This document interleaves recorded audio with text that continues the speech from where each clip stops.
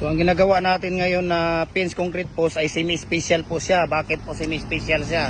Dahil ang nakalagay na vertical natin, yung mating art natin na nakadesign, ayan, pakita mo yan dong, dito dong, pakita mo yan. Ayan, tatlo yan siya, tatlo ang kaya semi-special po siya.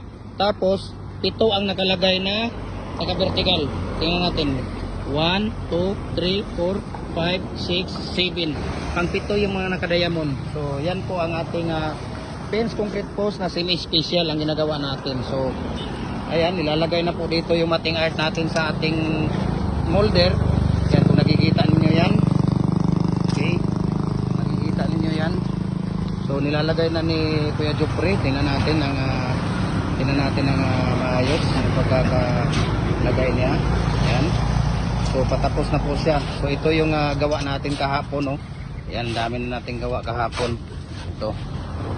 Ayan. So, tapos na po siya naglagay dito. So, ready for ano na po yan. Bago natin nilalagay yung mating art, nilalagyan muna natin ng used oil ang molder natin. Ayan, kung nakikita ninyo, ayan, no? May mga itim-itim used oil po yan para hindi didikit yung ano natin, no? Fence concrete post natin. Ginagawa natin ngayon ay semi-special po na fence concrete post 4x4 by 7 feet. Ayan.